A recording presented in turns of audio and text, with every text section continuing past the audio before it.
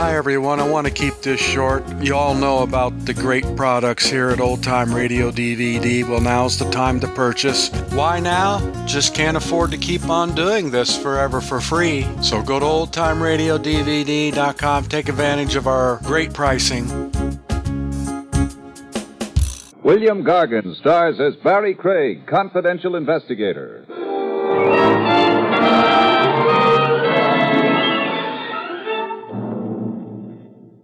It's okay to cut a competitor down a few notches, but never cut him 6 feet lower than the soles of his feet. That's no longer fair competition, folks. That's murder.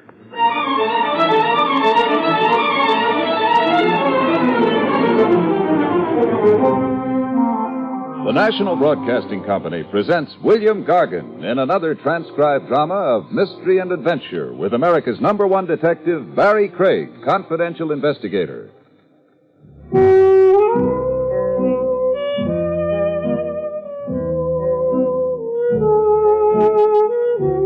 Barrie Craig speaking.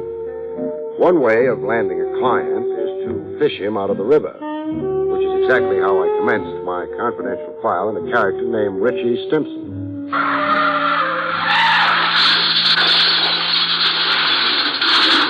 I jumped with my shoes on. I found Stimson's hat before I found Stimson. Nobody rescues a hat, so I didn't. When Stimson finally bobbed into reach, he promptly stuck one thumb in my eye and the remaining one in my jugular vein. Another thing nobody wants to do is drown in a stranger's embrace. When his jaw came up flush with the surface, I landed on it. He lay quietly on his back now, spouting water from the mouth like Moby Dick, and I began floating him to shore.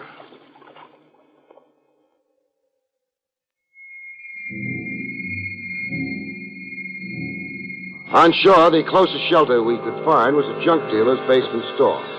I stuck Moby Dick right up against the stove so he could dry out. Stand there till the icicles melt, Buster. Then I got my shoes off. Oh, squish. I'd been really walking in canal boats. Rescue a guy from drowning, you expect his first speech to be thank you, but not this joker. My car. Hey, what about my car? Oh, I'm keeping it as a souvenir of the occasion. Hey, it's a brand new job. The fish will be pleased to know. Lean close a minute, Buster. Lean? That's close enough. I want to smell your breath. I wasn't drunk going through that guardrail. Get that idea out of your head. Just lousy driving, huh? Yeah, it's coming back to me now. What is? That same feeling I've been getting lately. Dopey all of a sudden. And the blues, like I'm depressed. Up here, something starts fogging up. In your head? Yeah. Makes me want to shut my eyes, like I've been on a weekend toot and now I gotta sleep. And do you shut your eyes? I don't know. Buster. What? Confidentially, who are you? Richie Stimson. Chauffeur. Used to be. And now? A husband. That's, your occupation? Yeah, that is. Oh. Who are you? Barrie Craig. I'm a detective. What do you know? And, where can I bill you? Bill me for what? A suit of clothes, look. Oh, yeah, it's torn. Hey, you sure it wasn't torn before? Now, that's what I call gratitude. 472 1/2 Park Avenue. Send me the numbers and I'll write out a check. Where? Park Avenue? What's the surprise? Well, your kisser, it's got 10th Avenue on it. So I moved east 7 blocks. So you married east 7 blocks.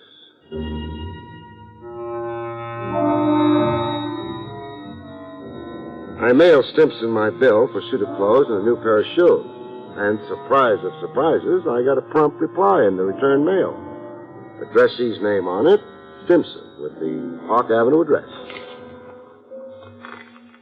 Well, there was a check in it, but not exactly for $100 I had politely requested. The check had an extra zero on it, $1,000. Check signed, Natalie Stimson. I read the short note that came with it. Dear Mr. Craig, a small token of my gratitude for the wonderful thing you did for my husband. Signed, Mrs. Natalie Stimson. And there was a postscript. I would very much like to meet you at your convenience. $1,000 was the most elegant persuasion I knew.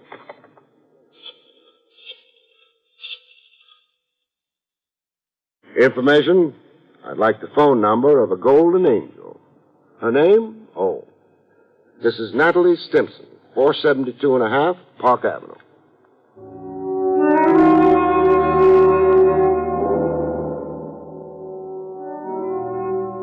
We met at a rendezvous at the lady's insistence, not mine.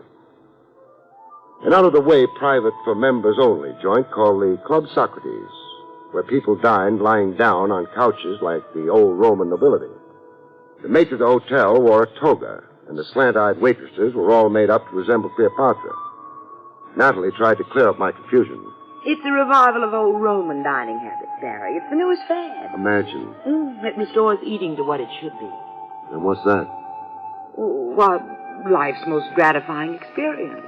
A sheerly exotic... Enough said. So, kick your shoes off, lie back on the couch, and luxuriate. Really enjoy it, Barrie. So tell me, Tell you? why we're wallowing here. Oh, I want to talk to you about Richie. Oh, your ex-chauffeur and present husband. It's his unaccountable depressions. You worry over them. Richie's told you about them? You sound surprised. Well, I am, for Richie to confide so quickly. Well, I'm a guy people right away confide in. He says he gets, quote, dopey all of a sudden. Gets the blues. Becomes depressed. And then up here in the beans, something starts fogging up, unquote. His reflexes go awry. He loses sense and coordination. I've seen it happen time and again. Well, give me an example. What? Well, in entering my dad's brokerage office some weeks ago, Richie burst through the door but continued going across the room. He didn't stop at Dad's desk. And where did he continue on to? Right through the window. How far did he fall? 2 stories. The miracle was he landed on a terrace on the 26th story. Otherwise, 28 floors to the sidewalk. Otherwise, a horrible death. What do you make of it? Well, I could go medical and call it an unconscious suicide wish, but I won't say it. Then what do you say? I say hand Richie over to a doctor. But he's been to doctors. Doctors in the plural? 6 doctors this year. What did the last chap say? That Richie's a normal neurotic. Yet he's accident-prone. Accident-prone. Those are exactly the words the other fellow, the lay analyst, used. So keep him under glass. Don't let him roam around. Now, is that practical advice? Maybe not. Now, besides sympathy, what do you want of me? I want you to be Richie's man friend. Come again? You see, I've got my own theory about Richie. That being? That he's a cat in a strange alley. He needs someone around he can feel at home with, someone who talks his language. Same being a slob like me, huh? I'll pay $1,000 a week. For me to chum around with Richie? Room with him, play gin rummy with him, go off to burlesque shows, all the things Richie used to enjoy doing. And for how long am I Damon to his Pythias? 1 month. 1 month for $4,000. Sold. And you'll do it? For $4,000, I'd swim underwater to Siam.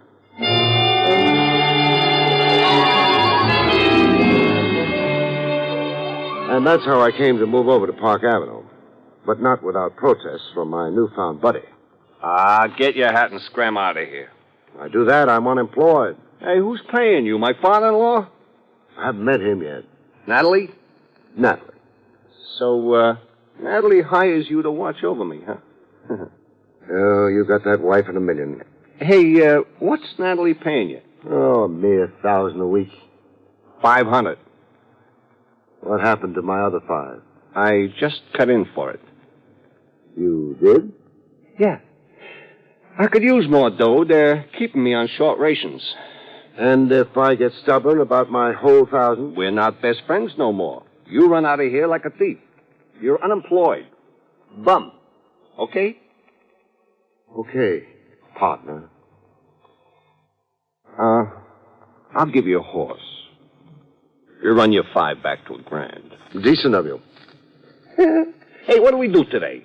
Anybody for the zoo? Zoo my eye. Hey, I know what. So do I. Oh, hey, you're not a mind reader.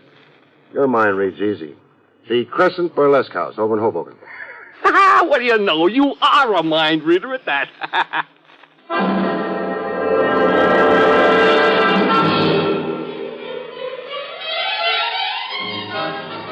That was the chauffeur turned blue blood in one of his optimistic moods. I also got him in his pessimistic moods, and right on top of breakfast. Hey, the fog's coming up. It's beating at my eyeballs. You're depressed today. I feel lousy. Boy, how lousy I feel. Hating the world and yourself? Yeah. Yeah, that's one way of putting it. Hey, will you look?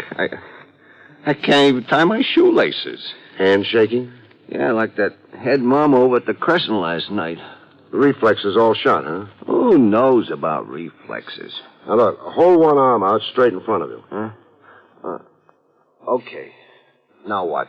Close your eyes. So they're closed. Now bring a finger back and touch the tip of your nose. Touch the tip. Oh! Trouble? I jabbed my finger in my eye. Couldn't find your own nose, huh? Hey, what does that mean? Your coordination's off. Way off? Way off. Hey, what does it to me, huh? Well, ask a doctor. Well, I've been to doctors. I've been tapped with little hammers, x-rayed. I've been laying on couches and talking myself hoarse. Talking about what? Oh, anything that came in my head. Psychiatry, this was. About kid days, my old lady. The time Lefty Louie came at me with a butcher knife. Over abroad, this was. And, about Miss Curran. Miss Curran? Yeah, my teacher in 4B. I used to dream about her a lot. I figured to marry her when I grew up. So why didn't you? Well, at the time I was in 4B, she was 72. No, what I got ain't for doctors. I tried them. Hey, what we do today, huh? We'll stay indoors and play gin. Leave us not tempt your reflexes.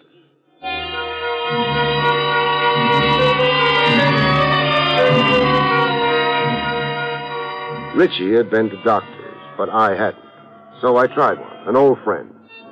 He'd room with my aunt once while serving his internship. Dr. Dinglespieler. A nice little guy who kept his beard buttoned in his vest. You say he has been to doctors? 6. He's run the gamut, from cardiography to psychoanalysis. Well, it is very strange that there was no recommended therapy. The symptomology seems to be clear. Meaning? The disorientation, the damage to the nervous system. Talk to me in English, not Greek. Either the man has a detectable nervous disorder or he is in a psychosis. As simple as that. I mean, medically speaking. A good physician should see what bothers Richie Stimpson by eye. A head doctor could do it by ear. Yeah, that's right. Absolutely apple pie for a doctor to diagnose. Now, look, apple pie is for the cook and the kitchen. Okay. Then say easy to diagnose. There is perhaps one simple conclusion to come to. Speaking for the doctors, I mean. And that is? Well, that your friend had none of these symptoms you have described at precisely those times when the doctors examined him. Had none of the symptoms at the time of examination. Yeah. I'll need time to figure that one out, Doc. Now, tell me, which branch of medicine is more apt to be mistaken? The nerve specialist can be sure. Meaning the head doctor has a bigger margin of error. Well, psychic sickness is a more experimental medicine. It is, shall we say, in a stage of development. And Richie Stimpson is in a stage of disintegration. Well, thanks for your time, Doc. If I said I wasn't twice as confused as when I came in, I'd be lying. Well, so long.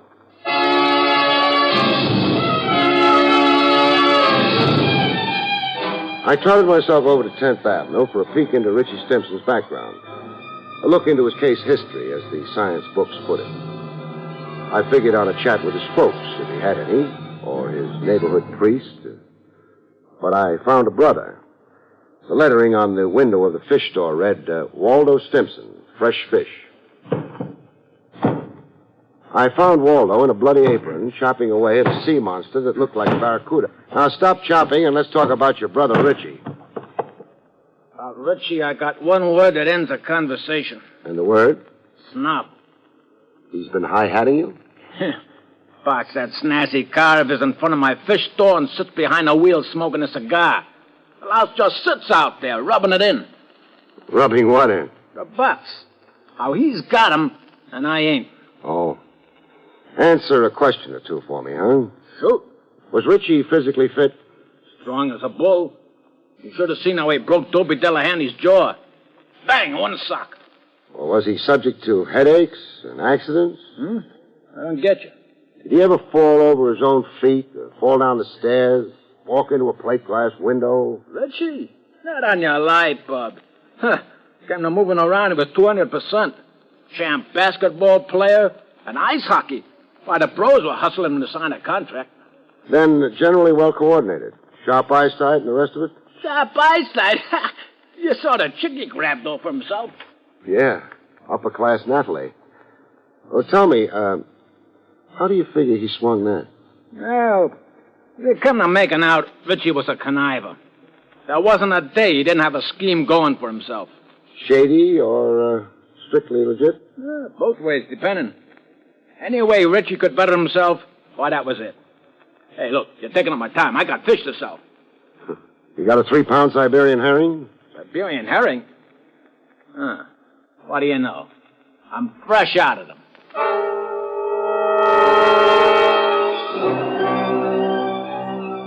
That led me to the father-in-law, C. Lindsay Bernard, broker. I wanted to know how come the uppercase Bernard had sanctioned his daughter's marriage to the family chauffeur. I found Bernard, Sr., behind a mahogany desk the size of a tennis court. The cigar in his mouth almost reached out into the hall to the elevator. Yes, your question, Craig, has definite point. But not with me. Well, why not? There's no snobbery in the veins of C. Lindsay Bernard. Not a drop of it, sir. We're a tribe of great commoners. Why, my father cleaned sewers, and his father sold pots and pans along the great American highway. Then you approved of Richie Stimson? Oh, heartily, sir. You might say I cheered him up that middle aisle to the marriage altar.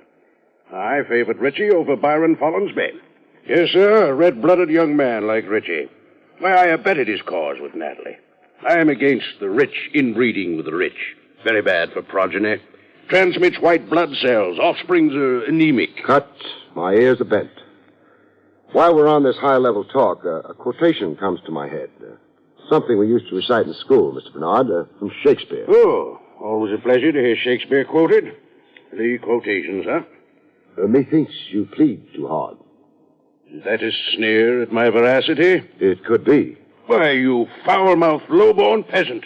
And a minute ago, you were the guy advertising himself as the great commoner.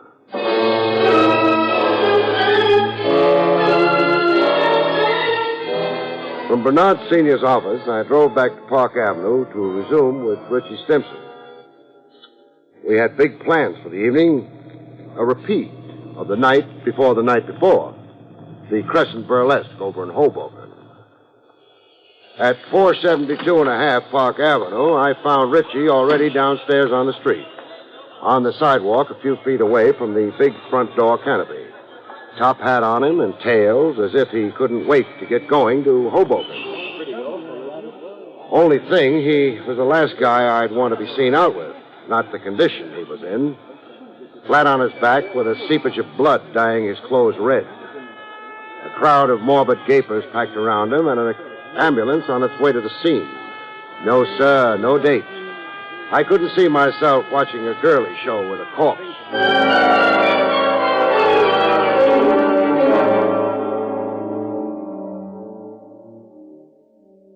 One byproduct of death you can be absolutely sure of is a widow's tears. Richie. Oh, And Natalie sure wept. Tears cascading down her until the little chiffon item she was wearing clung to her like a bathing suit after a dip in the ocean. The show of grief in a bereaved father-in-law comes harder. Either it's unmanly to cry, or C. Lindsay Bernard was a Phi Beta Kappa in the art of self-control. The only thing that occurred to him to do was abuse me. Richie died because of your negligence, Craig. Your default of duty. You weren't hired to gad about making ridiculous inquiries. You had explicit duties.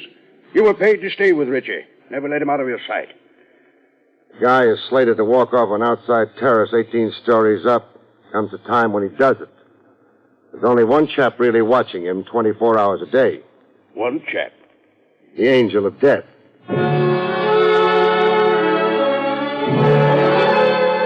The brother of the deceased can usually muster a tear or two. Poor kid. Death softened you toward your brother Richie, huh? Yeah. Yeah, I ain't got no hard feelings now. Wish you set it like this here. Look at them drapes and that chandelier. Imagine walking out on it. Walking off a terrace into space 18 stories over the sidewalk. Yeah. What a way to go. Your beautifully coordinated brother. The kid with sharp eyesight and trained reflexes. Oh, about that.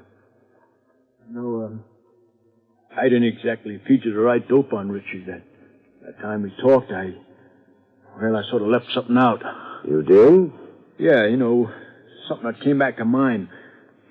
You see, Richie was a big one for accidents. All the time falling down cellars or fire escapes. And your pains here in the head, always with a wet towel and the ice pack on his bean. You get me, huh? Better than you think, Waldo. Tell me something. What? Who's paying you to lie to me, and how much are you getting? Well, suppose I am in the way of a few bucks. No harm to nobody. Why should I pass it up? Because your brother was set up to accidentally kill himself. Or be murdered. Murdered? Now, how could that be? Say a push off that terrace. But you don't know that. No, I don't. But pushed or fell. Either way, it's murder. But he'd been dopey all the time, tripping over his own feet. You yourself told me that. Yeah, dopey and so forth. And I've got an explanation for that. What? Drugs. Somebody's been feeding Richie drugs in his drink and in his food. Drugs that work havoc on his reflexes for a time, then dissipate into the bloodstream, so that he seems okay during medical examinations. Yeah, but who'd be feeding him drugs? Who offered you a bribe to suddenly remember that Richie was accident-prone? Two of them did. Natalie and her old man. I only got a piece of the truth from Natalie. I didn't marry Richie. He married me. What was the blackmail threat that got you to say yes? As my father's chauffeur, Got something on your father?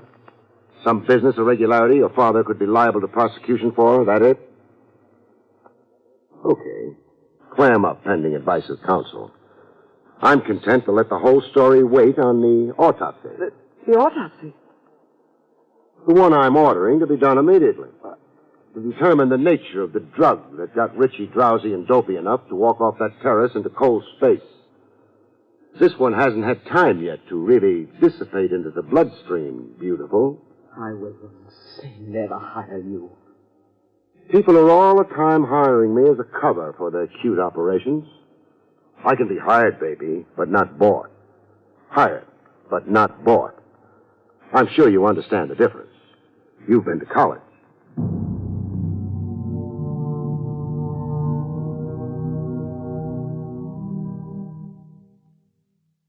You have been listening to William Gargan in another exciting transcribed mystery drama from the adventures of Barrie Craig, confidential investigator. Tonight's story, Angel of Death, was written by John Robert. Next week, it's the strange story of the man who died by himself, about which Barrie Craig has this to say. We call next week's story The Man Who Died by Himself. Among other things and corpses, it deals with a fortune teller, a fortune, and a beautiful girl. And, of course, the man who died by himself, except he wasn't entirely alone. He had a killer for company.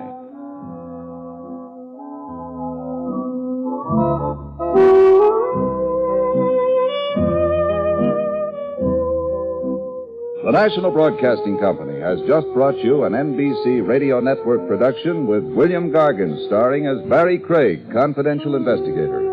Directed by Arthur Jacobson. Cast included Paul Duboff, Betty Lou Gerson, Jack Carroll, and Jack Moyles. This is John Lang speaking. Join Groucho Marx for You Bet Your Life tonight on the NBC Radio Network.